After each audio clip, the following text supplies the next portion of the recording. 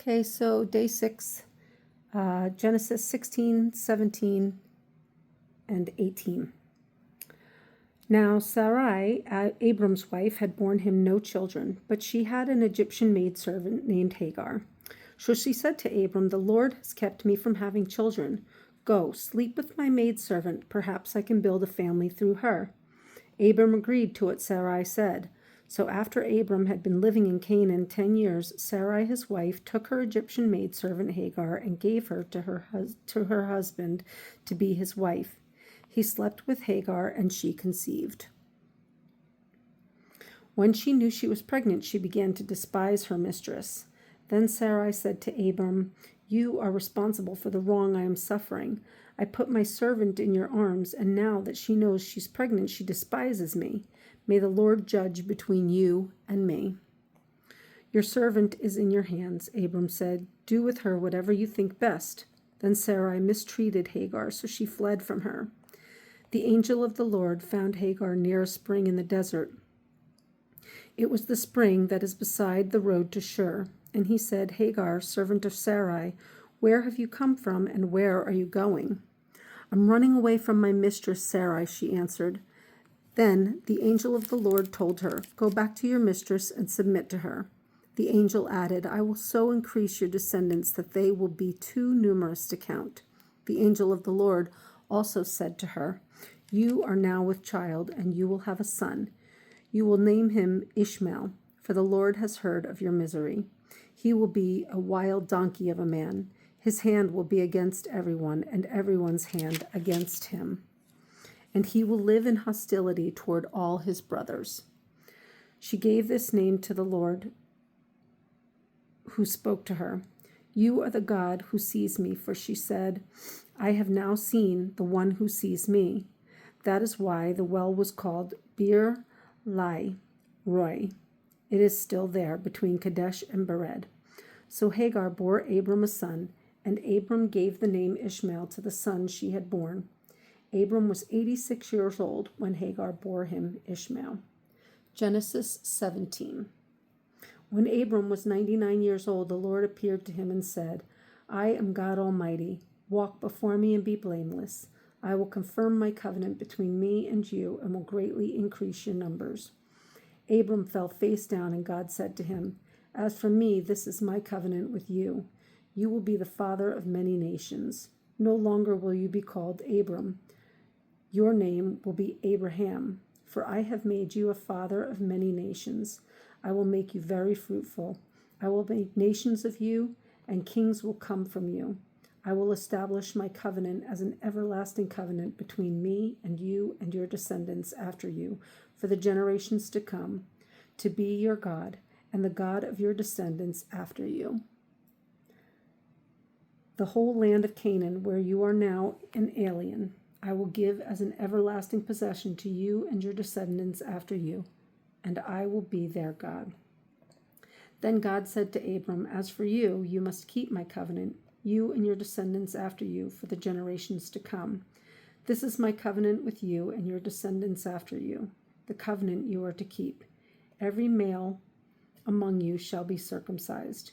You are to undergo circumcision, and it will be the sign of the covenant between me and you for the generations to come.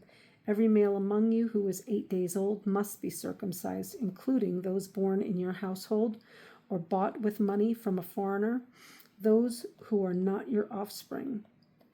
Whether born in your household or bought with your money, they must be circumcised.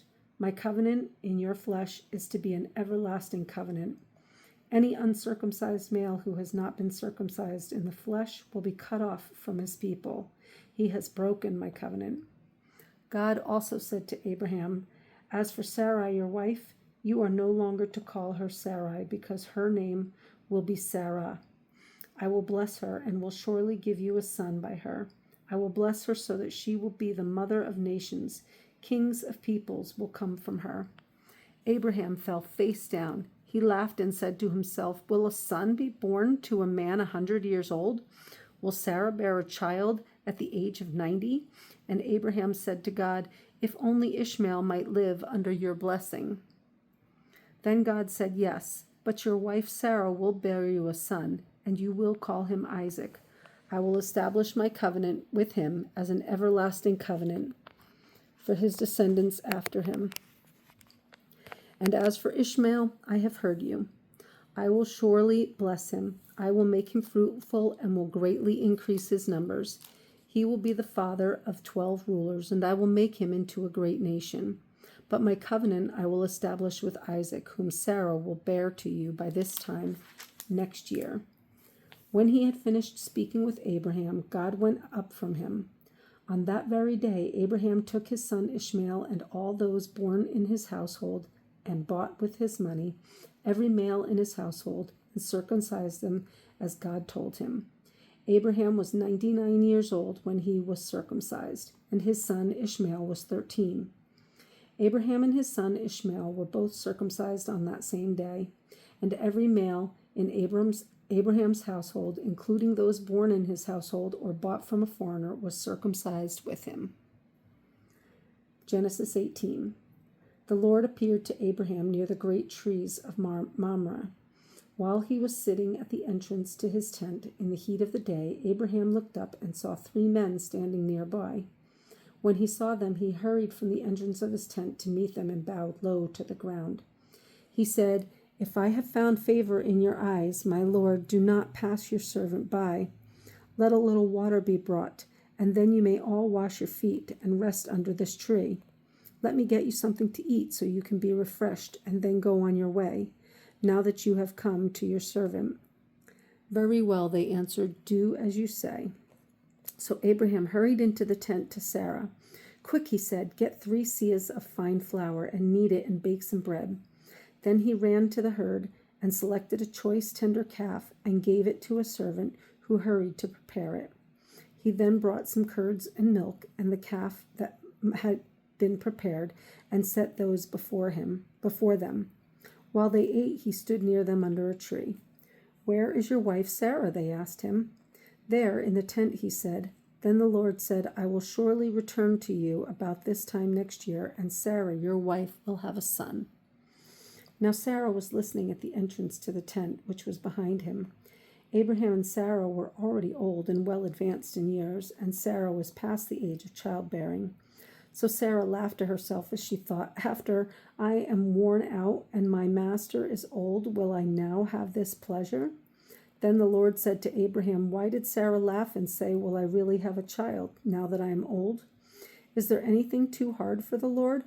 I will return to you at the appointed time next year, and Sarah will have a son." Sarah was afraid, so she lied and said, "I did not laugh." But he said, "Yes, you did laugh." When the men got up to leave, they looked down toward Sodom, and Abraham walked along with them to see them on their way.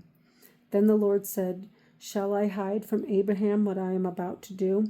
Abraham will surely become a great and powerful nation, and all nations on earth will be blessed through him.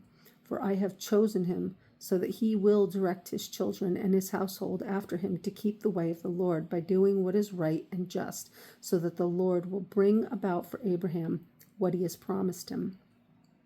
Then the Lord said, "The outcry against Sodom and Gomorrah is so great, and their sins so grievous, that I will go down and see if what they have done is as bad as the outcry that has reached me. If not, I will know." The men turned away and went toward Sodom, but Abraham remained standing before the Lord. Then Abraham approached him and said, "Will you sweep away the righteous with the wicked? What if there are 50 righteous people in the city? Will you really sweep it away and not spare the place for the sake of the 50 righteous people in it? Far be it from you to do such a thing, to kill the righteous with the wicked, treating the righteous and the wicked alike. Far be it from you. Will not the judge of all the earth do right?" The Lord said, "If I find 50 righteous people in the city of Sodom, I will spare the whole place for their sake." Then Abraham spoke up again, "Now that I've been so bold as to speak to the Lord, though I am nothing but dust and ashes, what if the number of the righteous is 5 less than 50? Will you destroy the whole city because of 5 people? If I find 45 there," he said, "I will not destroy it." Once again he spoke to him. What if only 40 are found there? He said. For the sake of 40, I will not do it. Then he said, May the Lord not be angry, but let me speak. What if only 30 can be found there? He answered, I will not do it if I find 30 there. Abraham said, Now that I have been so bold as to speak to the Lord, what if only 20 can be found there? He said, For the sake of 20, I will not destroy it. Then he said, May the Lord not be angry, but let me speak just once more. What if only 10 can be found there? He answered, For the sake of 10, I will not destroy it. When the Lord had finished speaking with Abraham, he left, and Abraham returned home.